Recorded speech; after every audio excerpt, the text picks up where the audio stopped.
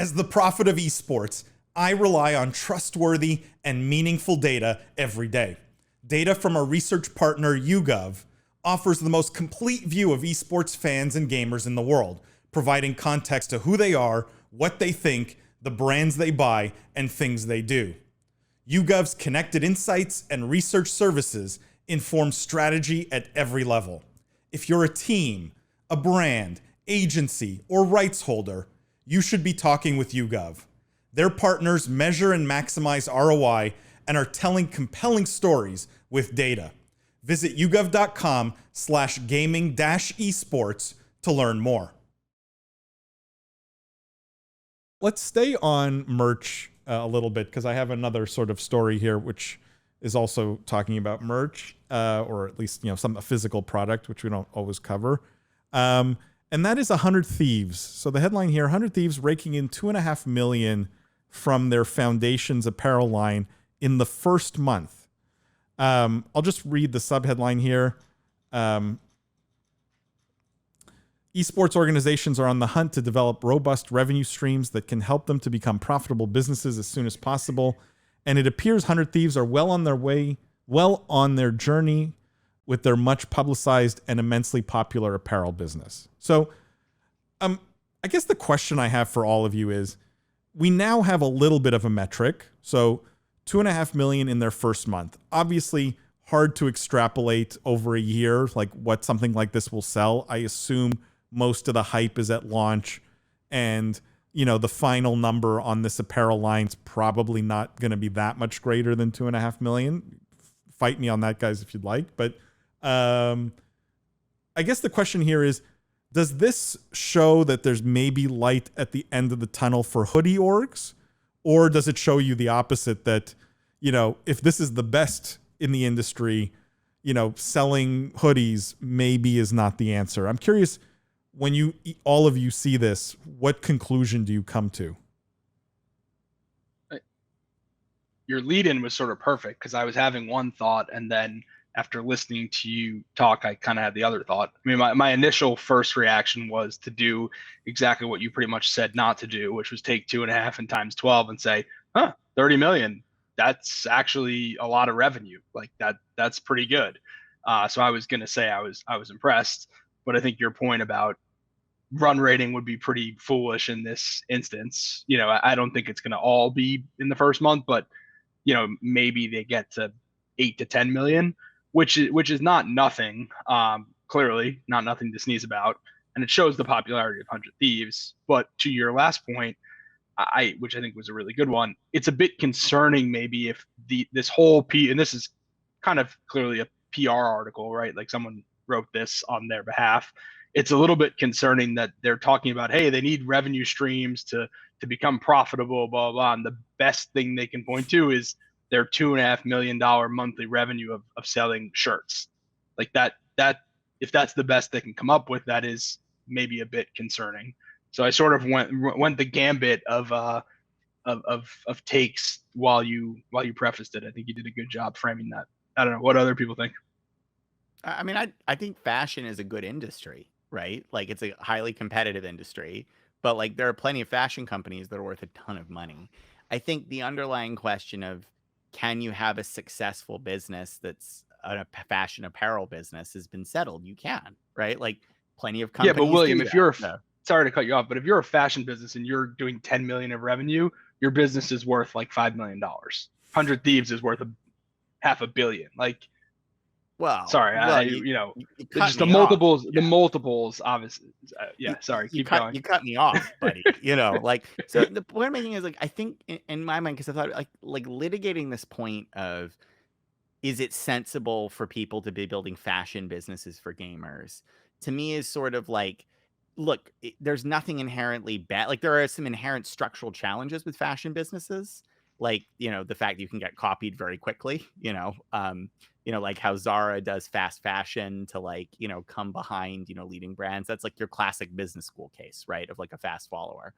But there's nothing inherently wrong with the fashion business. I think the question is the magnitude of the announcement, as we point to, because if this were $100 million, I think everyone would be like, oh, well, yeah, I mean, darn, But But yeah, 2.5 million in the first month. I think it tells you two things. It tells you, one, that's a number that's significant enough that 100 Thieves thinks it deserves PR, right? So it tells you something from their perspective.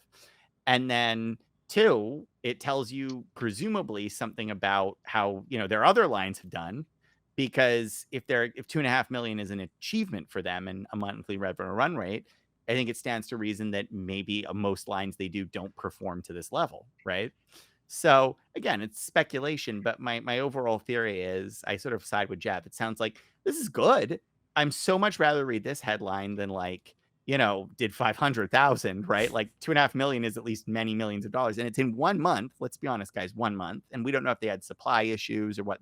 Typically you probably underproduce something like this in a first month to guarantee a sellout. So, there could be lots of reasons why the cap could have been a lot higher. But yeah, I would like to see bigger numbers in future. And I think the takeaway here is, what's the growth? The next time they launch a exclusive line, is it 5 million? Because if so, that's going to be very good news. If it's 2.5 million again, I think we have another conversation. Let me just read some of the comments here. Josh says, or Taylor says, they will make more off of their drops than the generic store, no doubt. However, I still think they make a lot of money off of the line. Yeah. And Josh puts, takes a stab at it here. 10 million realistic. I'm doubtful, again, because of the nature of these limited drops, that they get to 10, but I think you could probably defend that. Carlos says, isn't the fact of proof of concept the most important thing here? 100 Thieves. Proving the concept that hoodie orgs can be sustainable businesses, Carlos, or that they're growing into the valuations that people have been putting on them? Because I think those are probably two different things. He has a elaboration of his comment below. Yeah, I'm gonna get to it. Jeffrey says that they made no profit on this. Is potentially true. Like the margins on apparel are not that good. Carlos says, if you can prove that you can convert gamer eyeballs to dollars, then the concept is proven. Margins can be increased later on as the merch product lines diversify. I mean, this is the crux of it, right, guys? Like, fundamentally, it proves that 100 Thieves has eyeballs and fans. The question is selling hoodies the best way to monetize those eyeballs? And let me, before I read more comments here, and Carlos, to your question, let me ask another question by bringing up another related story from this week. It's Fnatic signing a $15 million deal with Crypto.com, right? 5-year partnership worth $15 million, more than $15 million. And like, what's the margin on a deal like this? Basically like 100%. Very high. Right? Very high. You got to sell a lot of hoodies, right? And so the question becomes, if you have the eyeballs, to Carlos's point here, right? You have the attention, is putting all your effort making hoodies the right place to invest those resources and time? That's kind of the direction I was going. And like Jeff said, over 2 million is nothing to brush off. But there's also a very limited amount of merch you can sell before you have to completely pivot into a fashion company, which obviously changes the whole mission of creating an esports or a gaming company. So it's not that there isn't money to be made in the crossovers between gaming and fashion. It's about how much these teams and organizations want to prioritize that over their initial mission of gaming. If they want to become fashion companies, then yeah, the ceiling goes way up past that 2 million that they started with. But if they're looking for merch as a way to bolster some of the other activities and other missions of their organization, then the ceiling on merch is pretty low. And I don't have a lot of faith that it's going to grow without a lot of innovation in this merch, which shifts the focus. So it's kind of these organizations have to decide what their core mission is and kind of stick to that. And to your point, Paul, I think getting eyeballs and proving that through selling fashion lines is great, but then I think it's a good opportunity to turn this into something else.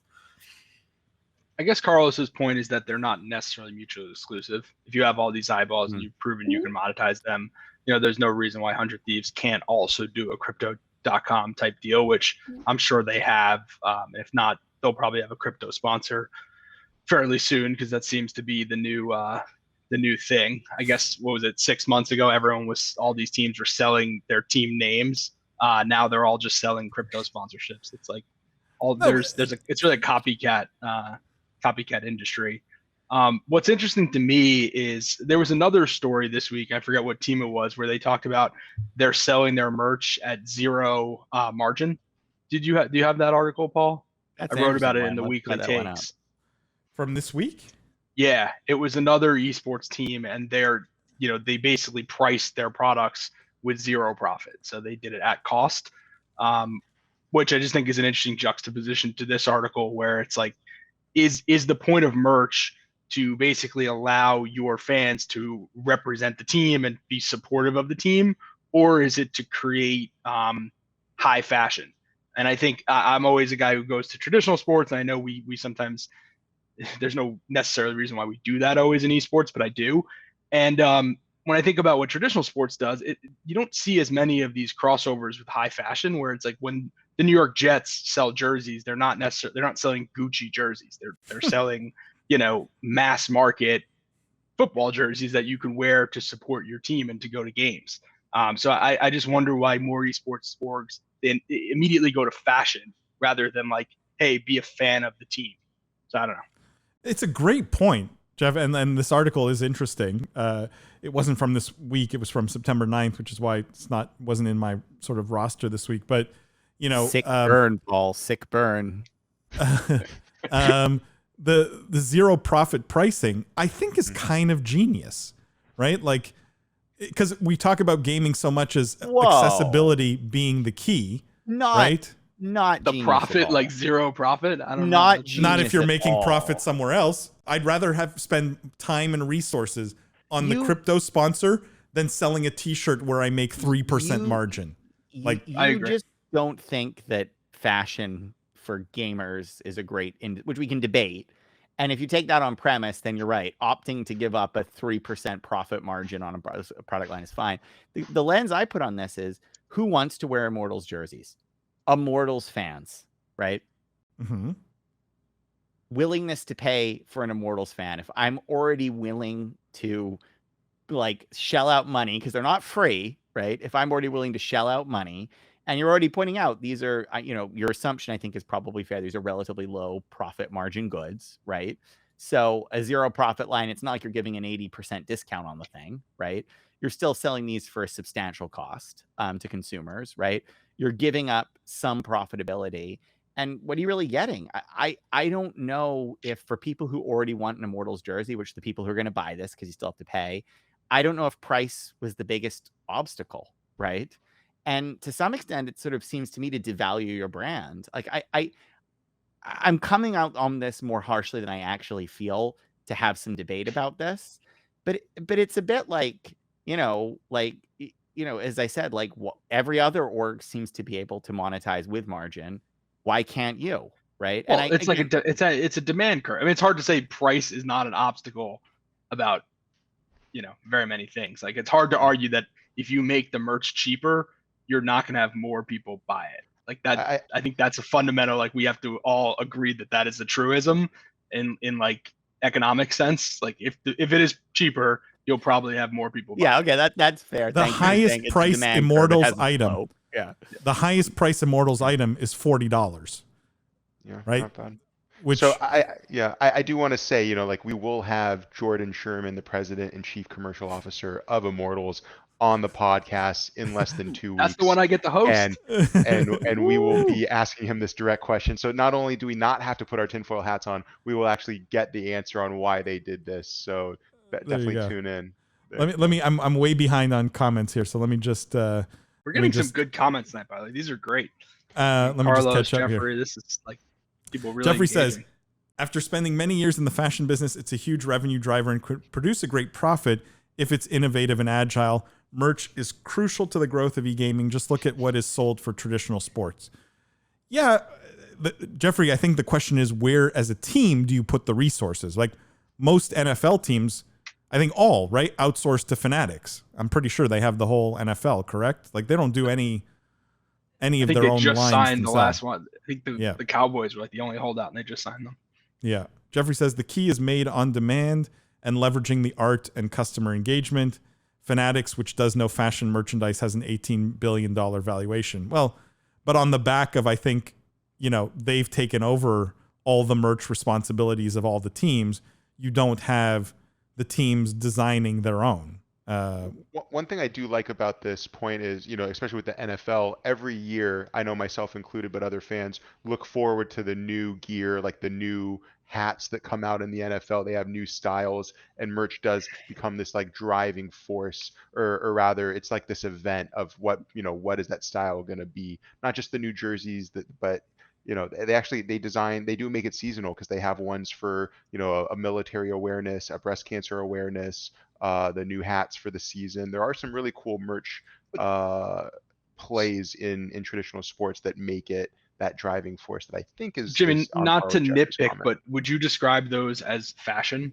Because I wouldn't describe like the breast cancer awareness hat as fashion, but I am not a fashionable person, so I don't know. Like, to me, that's like, not merch is fashion in great. the It's way, more like, like, does it have to be a collaboration with like right. Gucci or whatever those shoes are, the Paul wears that like I can't even look at to afford. They'll poke your eye out. Definitely not fashion the way like the 100 Thieves collab is, or the way FaZe Clan champion hoodies are fashion. More so, I was just talking about just like the event of updating the merch, making it this unique piece, this kind of motivating, not just a standalone jersey, but rather here's a limited edition drop unique to this time or this team, etc., and then changing that to continue engaging your fans, having them buy every season. But you're right, Jeff. Yeah, I mean, I'm hesitant to go full throttle with this comparison, though, because obviously we're talking about 60, 70, 80 years worth of fandom for the NFL that Fanatics was able to come in and revolutionize the merch side of it. But they're working with a much, much deeper back end of fandom than a lot of these esports orgs and teams are. And it's not to say that those esports orgs and teams can't build that fandom, but I don't know that I don't feel as if the NFL built that through merch. Like, merch was kind of a partnership or a thing that kind of came along with growing and building that. So I hesitate to make comparisons to how Fanatics does merch with how esports teams should do merch, just because they don't have that legacy portion necessarily built up quite yet. Organizations like 100 Thieves and FaZe have more legacy than a lot of other organizations, which is probably why their merch ceiling is much higher.